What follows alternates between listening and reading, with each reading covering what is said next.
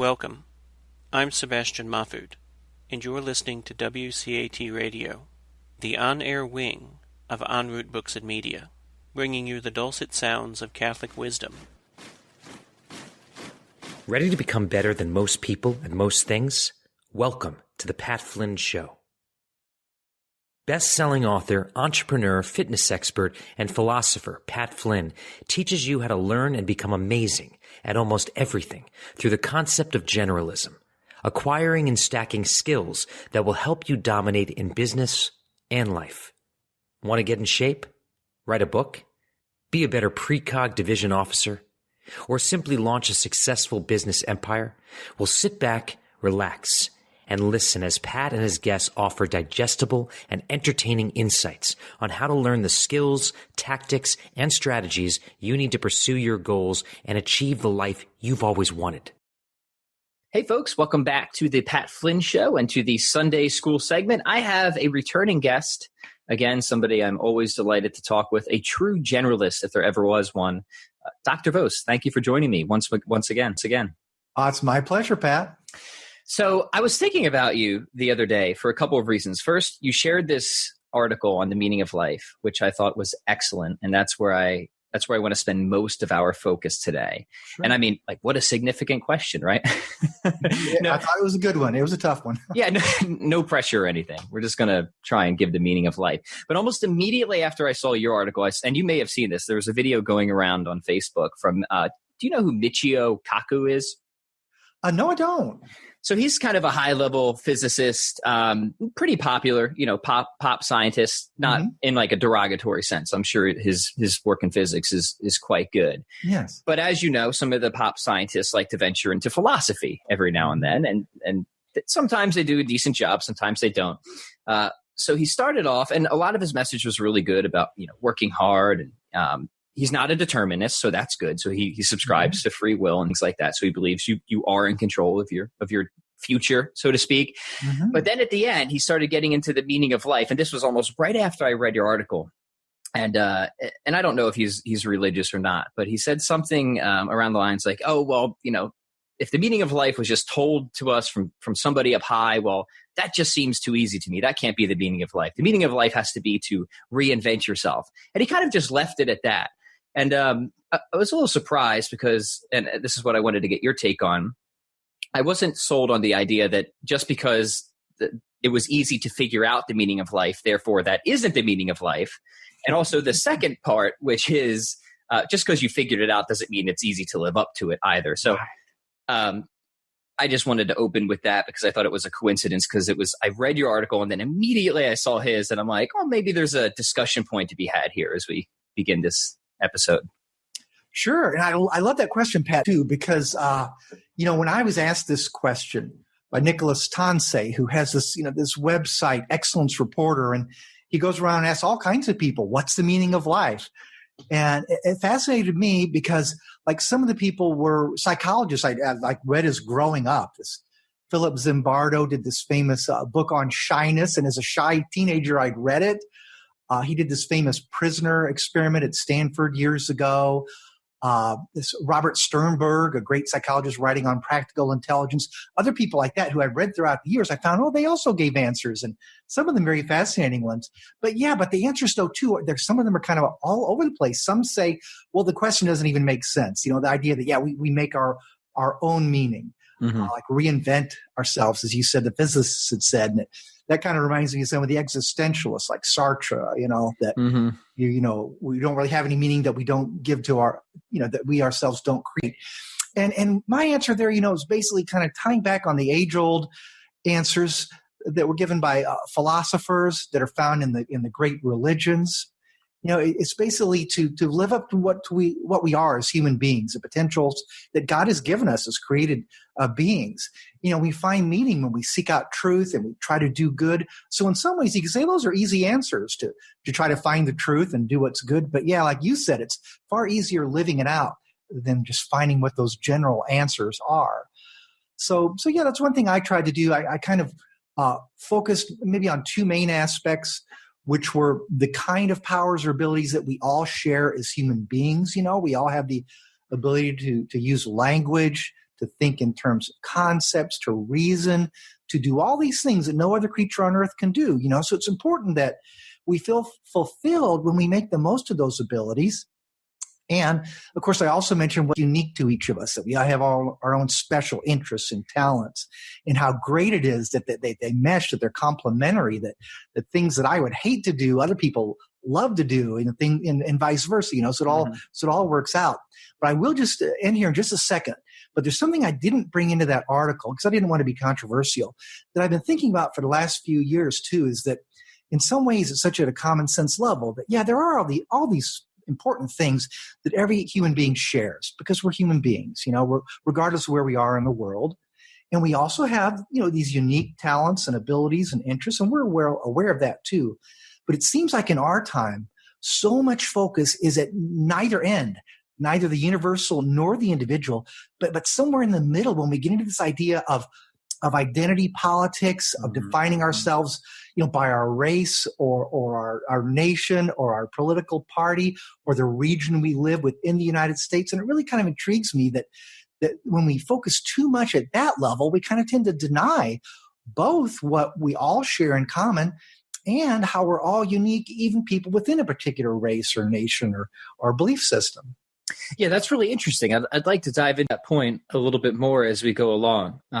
Because I just so happen to agree with you on that. And I think that's a significant point. It's worth talking about.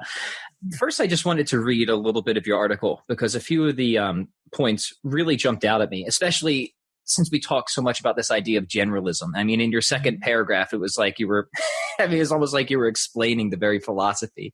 You said, those virtuous keys we all potentially share operate most fully and give life most meaning when we apply them toward developing talents, skills, and interests that are unique to us as well.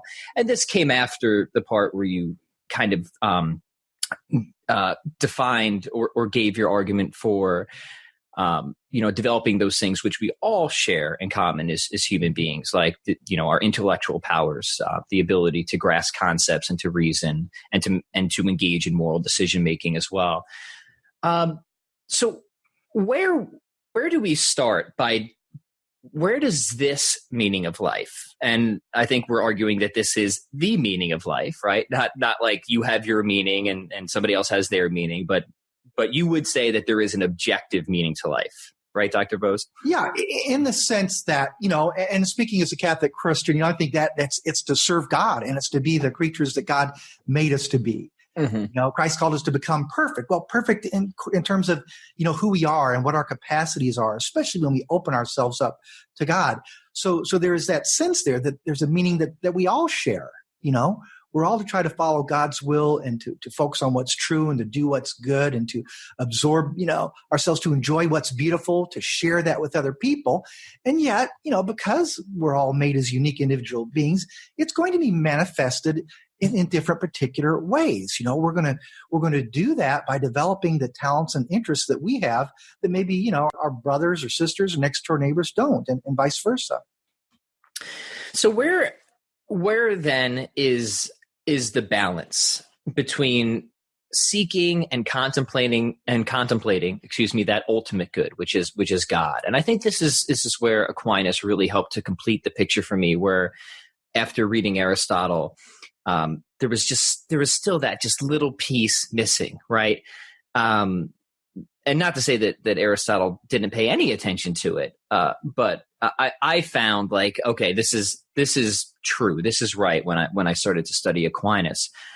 But how do we find that balance, or how do we orient the development of all these other talents, skills, and interests in relation to getting or finding that imperfect happiness, as Aquinas would put it, in the life here and now? Right. And Aquinas would say, we have an imperfect happiness here on earth. It's still valuable, but we can never be completely happy until, we have the beatific vision, to see God in heaven, to have have truth, goodness, and beauty, before us as a whole there. But on earth, it is important. I think back to another theory that I was trained in as a psychologist, which I think has some value here. The theories of Alfred Adler, great psychiatrist who had worked with Freud and then broke away.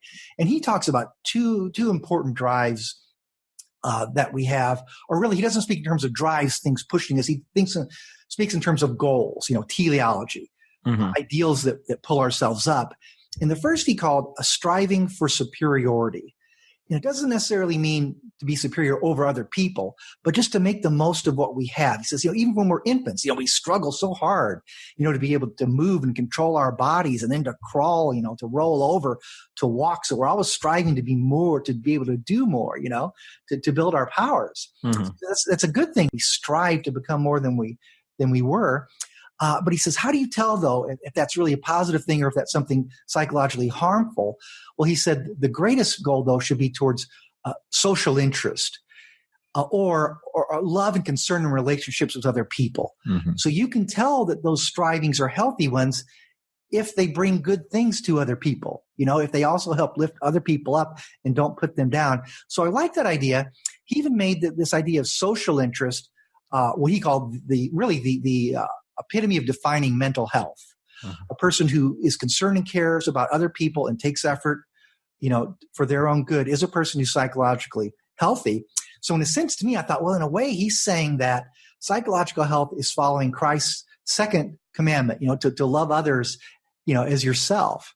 But I think even Adler, of course, he misses out that ultimate one, to love God with all that you are. And when you love God with all that you are and your neighbor as yourself, you're kind of getting everything in there, because even loving yourself, you're loving what's best in yourself, your capacity for virtue, your capacity for excellence. And you're also showing that ultimate satisfaction, that the love of God, you're showing that to him by acting it out and loving the people who are around you. Yeah, that's good, because I know for me, even in my years as an atheist or agnostic, until I started really contemplating the existentialist side, it was never hard for me to find a meaning. I've always been able to attach myself to working hard at various things, fitness, music, building a business, etc. But now, as I've really tried to deepen my spiritual practice and my spiritual life, it's trying to find that right balance and orientation where I can continue to develop and sometimes aggressively develop all the things that I'm interested in, but keep them in the right relationship to what is the actual meaning of life and not just whatever meaning I've had to attach myself to. That's right. And I think that just gives it all, meaning, really. It gives it real purpose. It also is a thing that allows us to strive, make the best that we can while maintaining some sense of humility, knowing that we come from the earth. We can't do everything. We're very limited. There's not one of us here, speaking or listening who gave himself his own existence, or can necessarily maintain that. So, I think having the goals with God as your focus too keeps that humility that tempers us, so we reach as high as possible, but don't overreach. And we also, though we want to strive to develop ourselves, we're not going to resent it when other people do, So by the same sense of humility and charity, it's also going to help us, combat the feelings of envy that can really, make us uncomfortable and harm other people. So how would you recommend that people, because I think there is that it's a little stereotypical. I don't think it's as true as some people who aren't religious would make it claim. And I know I held to this stereotype too in my atheist days, and reading a bunch of Rand and Nietzsche kind of makes you think this way, is that people who believe, people who have faith will put their life off because they're just waiting to get to heaven, right? They'll be lazy. They won't care about things. They won't develop themselves. I definitely used to fall into that camp until I started to read people like Aquinas and Aristotle, who actively encouraged, self-fulfillment, eudaimonia in so many different ways. But I don't think the stereotype is I don't think it completely fails. I think there certainly is something to be said about that, where, and I'm not even convinced that it's wrong if people subscribe to that, if that's what they decide to do. I would just say maybe they're missing out on something. Does that make sense, what I'm getting at? Yeah, I think so. This may not be going too far, but recently I read a biography of Sherman, William Tecumseh Sherman, one of the Civil War generals. And in his own case, his wife was a very, very devout Catholic and tried all her life to get him into the faith, which I don't believe that he ever did. But in talking about this, he said the one thing he did respect was that Catholic emphasis on works. trying to do good things that matter, because sometimes there is held by some Christians, and I'm not by any means saying all, the idea that fulfilling God's will means you believe a certain thing, you believe a certain phrase about the right relationship with Jesus, and then you're done, Mm-hmm. And I think that tends to alienate some people because, ideally, if we're truly going to follow the will of God, we're going to try to develop ourselves, to perfect ourselves, to share that goodness with other people. So regardless of your belief system, you're just believing certain ideas should only be the kernel of what a meaningful life is about. You've got to be acting on those ideas. Yeah, and for me, I never saw them as exclusive, in a sense where when I really started to believe and form that relationship with Jesus, the works kind of just fell out more or less automatically from that belief. It was never kind of an either or. It was always a both and package for me. But that whole idea of works and good works was something that I also severely misunderstood and is often very misrepresented about the Catholic faith. But once you start to dive into it and you start to see where it comes from, and especially when you study the rich, varied intellectual history of the great church thinkers and fathers, it becomes, it essentially really helps to drive the meaning of life, doesn't it? Yeah, it does. It does. And a life is not only, a creed is fundamental, but it's not only a creed, it is, literally a matter of living. So our beliefs in some way should color, all the things that we do and think about, the way we relate to other people. So it really should kind of give us, a basis for what we do in all the areas of our life. So maybe we could go back to, I'm just skimming through your article here again. Actually, this before we go back to the point you brought up at the beginning of the episode, where people kind of spend a little or are starting to spend a little bit too much time in the middle, there's a few other things I wanted to get your thoughts on. And I'll just read a few sentences from your article here and then turn it over to you. So you say, I think life is most meaningful when we experience a deep sense of wonder at all of creation and of gratitude for the gift of human life, a gift that makes us not only a part of creation, but a part that can appreciate its beauty and goodness. So how much does this weigh into, because I think this is a part that is I know for me, this has always been a part that's easy to overlook. I'm somebody who just I like to go, I like to do. I've always had trouble stopping to smell the roses, so to speak. And it's something I've actively had to practice. And developing my prayer life has really helped me to do that. And it's been really meaningful and in a truly profound way. So I'm really glad you put this in there. I just wanted you to expand on it, if you wouldn't mind. Sure. And philosophers long said long ago, philosophy kind of begins with a sense of wonder. You're kind of wowed by the things around you, want to understand how they got there, what's their purpose. You want to know the whole story. And just something right before we came on, I was just flipping through Facebook and someone had posted some kind of image that's saying in 4 billion years or something, the Milky Way galaxy, our galaxy, is supposed to collide. I believe it was with the Andromeda galaxy or something, and it had like a little depiction there. And just, whenever I see these photos of deep space, it generates that sense of awe and wonder, it's just awesome to think about how far away those objects are, how many there are, how incredibly beautiful they are and gigantic they are. And yet we also can see this wonder under a microscope. There's a whole world within every cell, and then a chemical world, within there, and then a tech world within there. So, it's so easy to take everything for granted, but it's good at times to be able to sit back and just go, wow, this is all really fantastic. It's amazing. And I should be grateful for it that of all these things out there, as far as we know, on this earth, human beings are the only creatures that can really fathom this, communicate to each other about it, and share that wonder. So would you say that there is, because you hinted at, we should all use reason. That's because this is what makes humans unique. We are rational animals. But are there a series of fundamental skills that you think just about every human should try to develop to some extent? And if so, what would some of those skills be?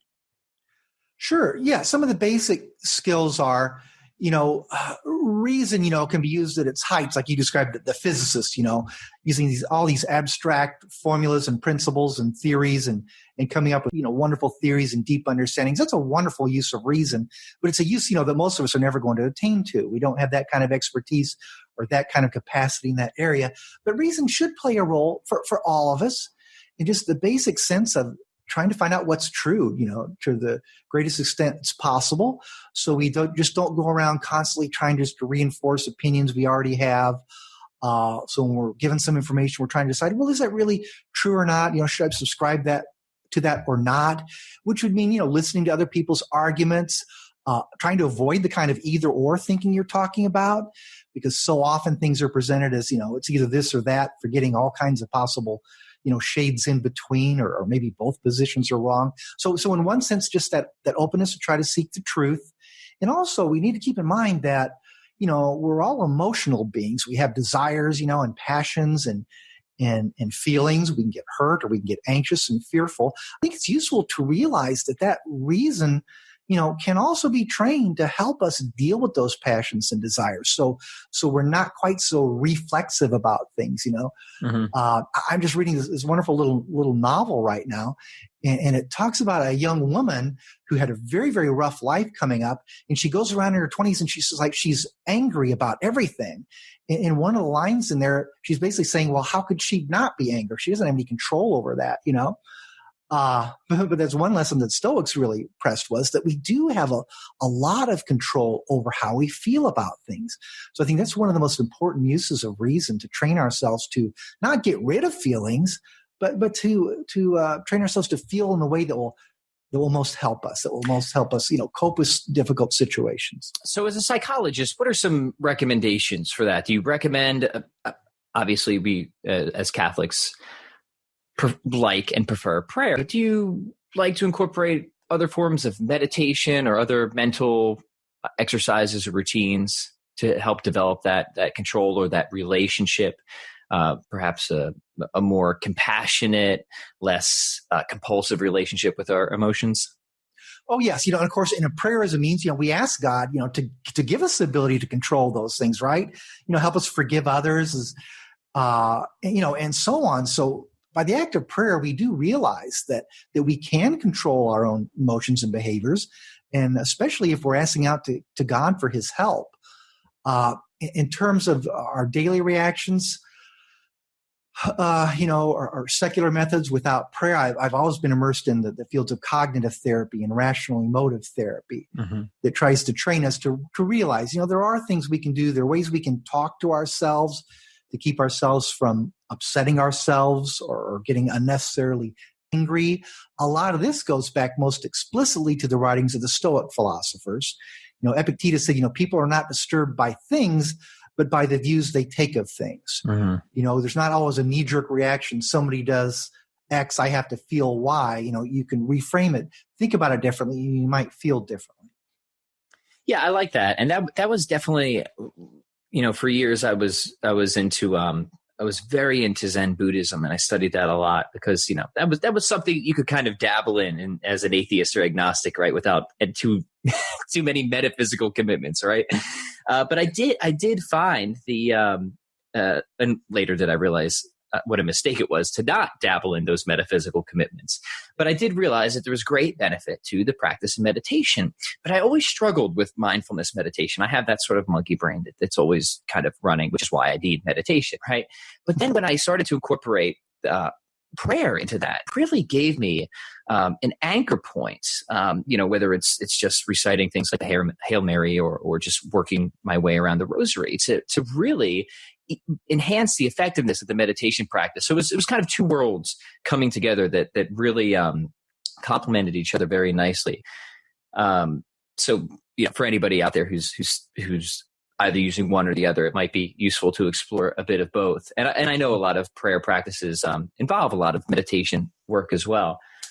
But for you, Dr. Vost, I'd be curious to hear a little bit about what some of your routine is like for both your spiritual, your meditative practice. Sure. In myself, I am a person of routine. I'm a very early riser. I get up about 4 or so most mornings. And I usually start, with simple prayers, actually the prayers of my childhood, the Our Father, the Hail Mary, the Glory Be, brief prayers to God that way.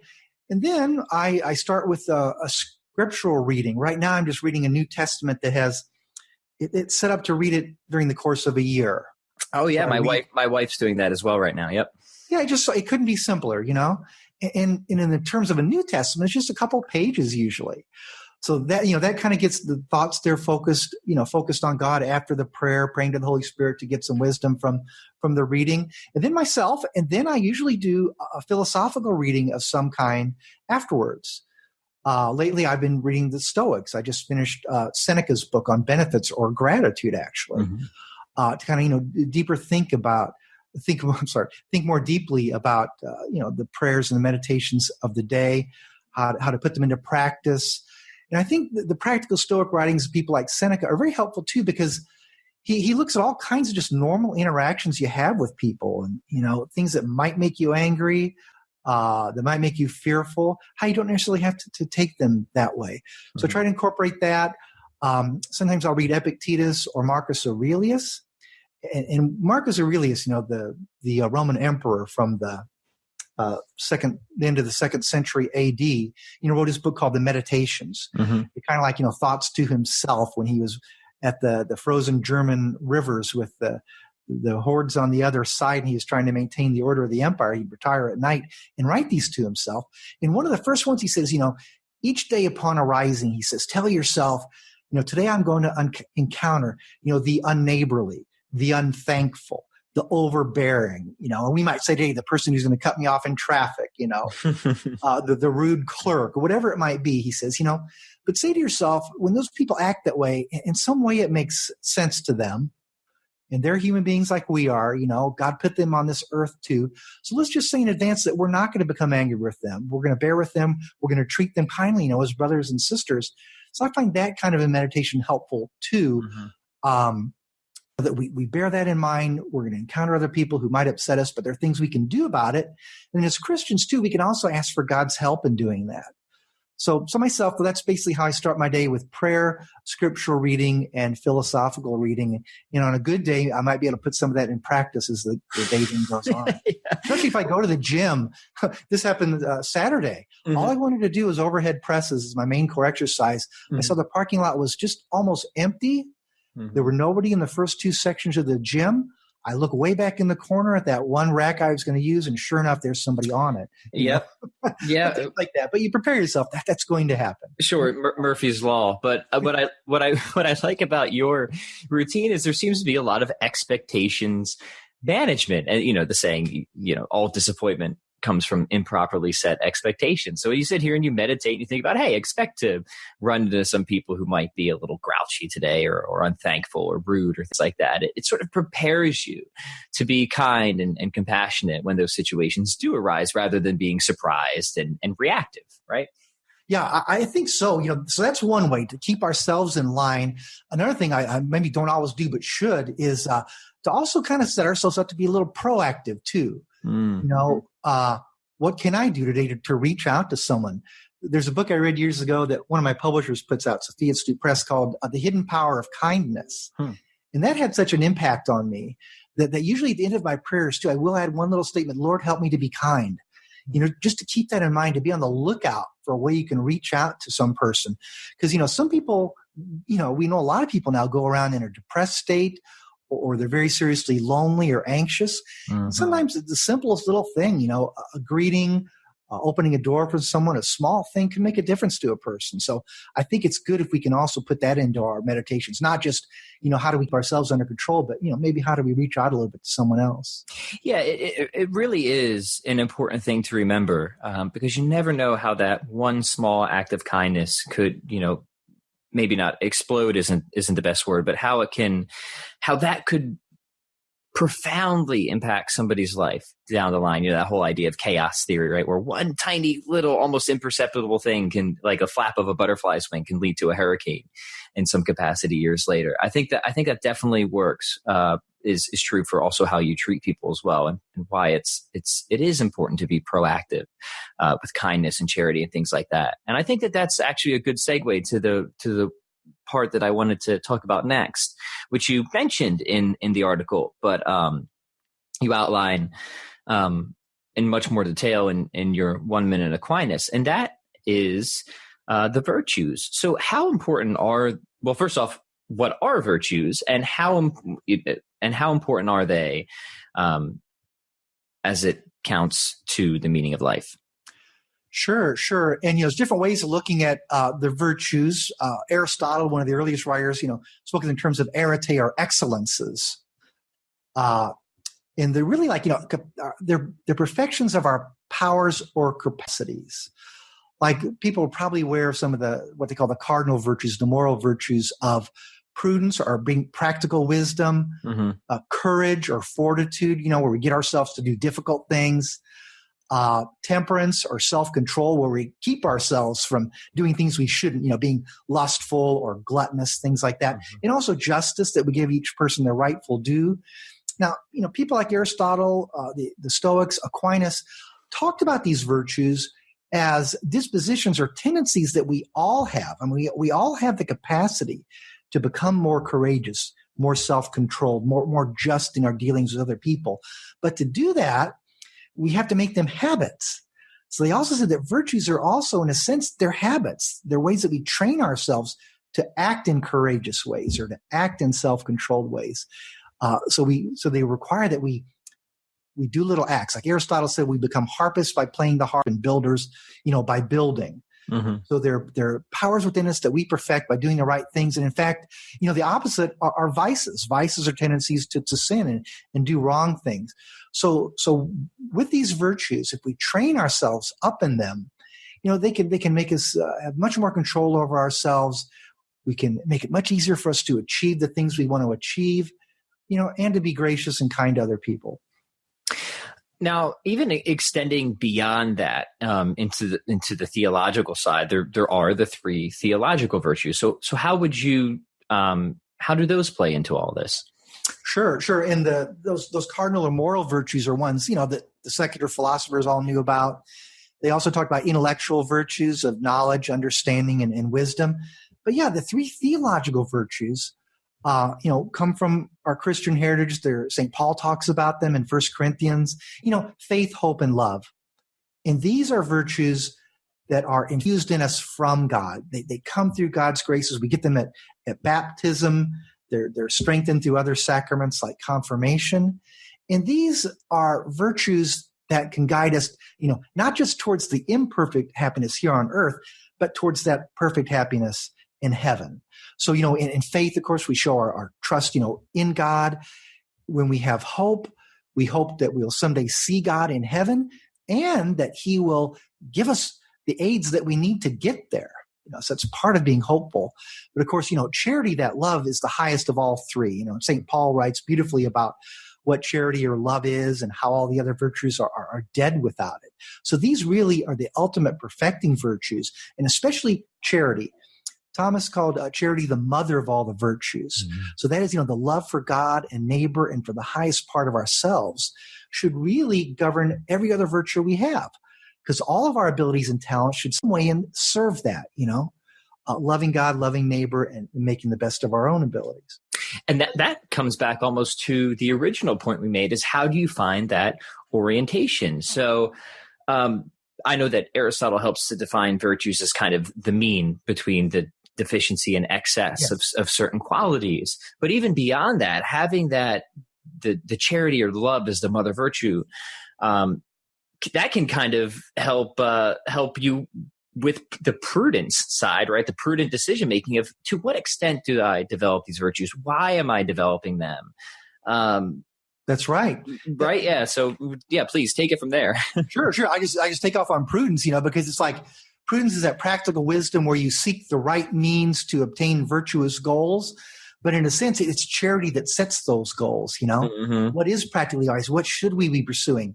Well, does it serve charity? Does it serve the love of God and neighbor? And another cool thing about the three theological virtues that St. Thomas brings out is of faith, hope, and love. He says, once we get to heaven, we won't need faith or hope, because faith regards things unseen and we will actually see God. Hope involves the hopefulness that we'll be there with God. And at that point, we already will be.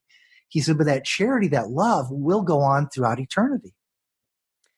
So part of what really brought me back to the Catholic faith in particular, and Christianity in general, was just how many good answers it had to difficult questions. And the meaning of life was something I always, like I said, I could always give myself a meaning, but then, you get good at it and then that meaning would fall away and you weren't that interested in it anymore. And you're like, okay, well, that definitely wasn't the meaning of life. And like I said, I started to get a little more serious in my existentialism, which almost inevitably leads to nihilism. And that just was such an unlivable philosophy. And I think it is an unlivable philosophy for everybody, which thankfully most atheists probably aren't nihilists. But I was also at the same time trying to be as consistent as I could. And I just, so much of what attracted me back and restored my faith was just how many good answers and how much sense all this stuff ultimately makes and how useful it is to society as well. Of course, not everybody lives perfectly up to it. We're all flawed, right? We're all sinners in some regard. But at least we have that solid foundation and that orientation. So I don't know if you wanted to, because I know we both kind of took a similar path back, and I would just be curious if that was what attracted you as well. Yes, it was, and as an atheist, I grew up Catholic, went to Catholic schools and all. So I was never one of those person who attacked Christianity, or any religion really, because I knew there was a lot of goodness there and a lot of good intention. And I've been back to the faith since 2004. And by the same means, I would not, lay out any blanket condemnation of atheists. I know there's many good people out there. And the reason they're atheists is they believe they're trying to be true to themselves. They're trying to seek truth. And at this point in their life, they can't see that the truth of Christianity. So, but what brought me back, was so many of what I cherished as truths from my readings in philosophy, just through reason. I found so many of them, they were there. I mean, Thomas Aquinas, he'd incorporated Aristotle. He'd incorporated the Stoics and some of the best of Plato and Cicero, these people that I so looked up to in the way they saw, the values in human life, but then took them to a higher realm, kind of, baptized them, showed how this all led to God. And with Thomas, he brought me in first because of his amazing understanding of humanity. With my training as a psychologist, I read his second part of the Summa. He talks about the nature of humanity, what the virtues are, how they're there, to help us make us happy. And it all made so much sense. And then when I dug into his attributes of God, his arguments for the existence of God, I found it very, very powerful that he did all this without appealing to Scripture. Because if a person doesn't believe in the Bible, how are you going to convince them of God, through only the Bible itself, without an appeal to things outside of it. And I found that Thomas did that so well. He made such glorious arguments just based on reason. But then he also presented the arguments of the Scripture in a way that I'd never encountered before, despite my Catholic upbringing. So yeah, some people talk about coming to the Catholic Church and experiencing the fullness of truth. And that's how I felt about it. It wasn't that I had no truth at all when I was outside, but when I came back in, it raised to heights that I never would have imagined. Yeah, I would say that's almost exactly the same experience that I had as well. Is that, and again, not to say that anybody outside of the church is wrong or is living a life that is untrue, but it's what you said. It's that fullness of truth or the completeness of truth that I found, and I was like, okay, yes, this is what I've actually been looking for, and then upon discovering that, it really just helped me to reorient and find even greater meaning in all the other things that I was already interested in, and some of those things started to dim in their passion, and fitness included.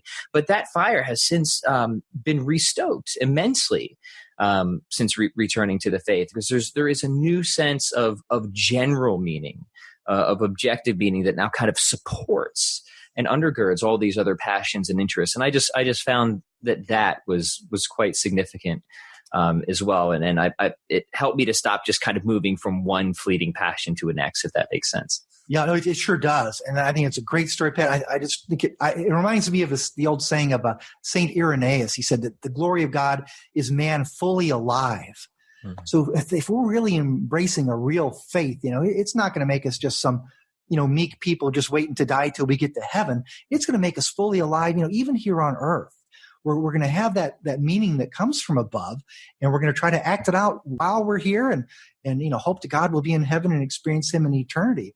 But yeah, hopefully a faith, a person who embraces the Catholic faith should not be giving up anything of true value. If you still have, passions, like, fitness, other areas of learning, go for them. They may even have more meaning once you come into the church, or they should. And you won't be doing them just to glorify yourself. You'll be doing them to glorify God, and also to inspire and enthuse other people to make the most of the abilities they have. So if you were to encapsulate it, if we were to say, okay, Dr. Vost, you're going on CNN or whatever major news network, and you have 30 seconds to summarize the meaning of life. Again, no pressure, but how would you put it? Okay, I'm gonna quote from Jesus, who was also quoting from Deuteronomy. We should love God with all that we are, and love our neighbors as we love ourselves. And if we love ourselves, we are going to develop all the abilities that we've been given. We're going to become as smart as we can be, as happy as we can be, as caring and kind and as giving. And we're going to do that in an attitude of thankfulness to God that he gave us those capacities, and the awareness that he wants us to share them with other people. And we should also experience great joy when we see other people leading meaningful lives of their own. Wow, that definitely sounds like you've had some media training with that one. That's a tough question.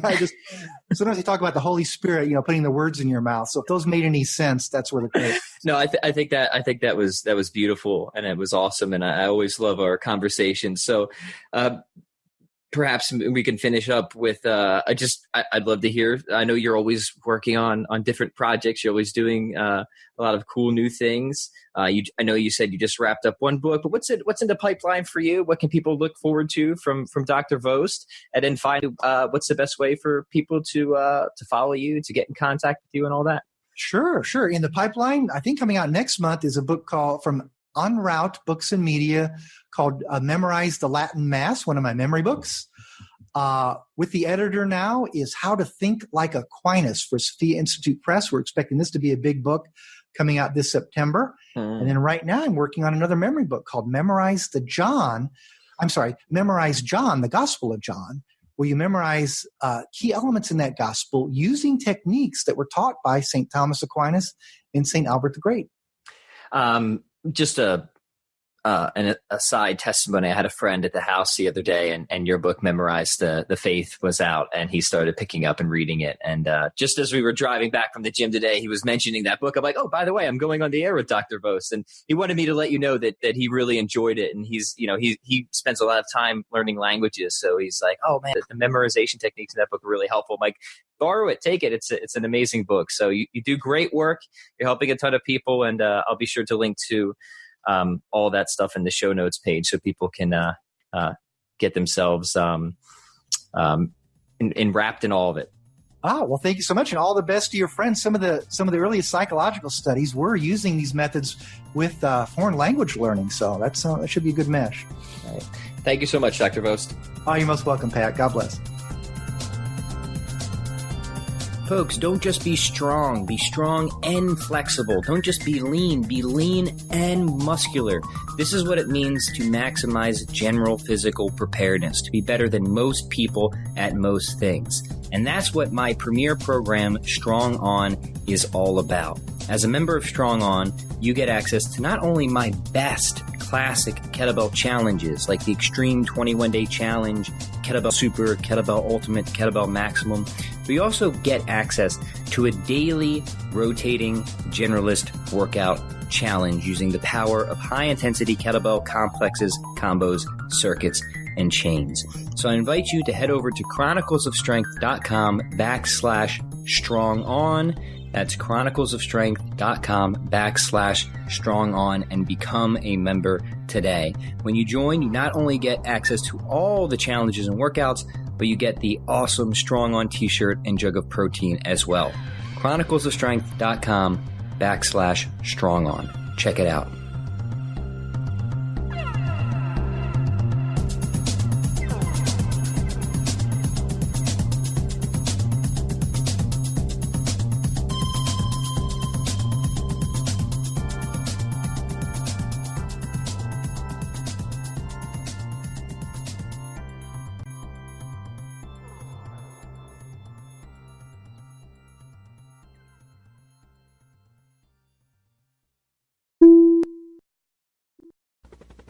We hope you enjoyed the program and will join us back for another show on WCAT Radio. This is Sebastian Mahfood. Good day.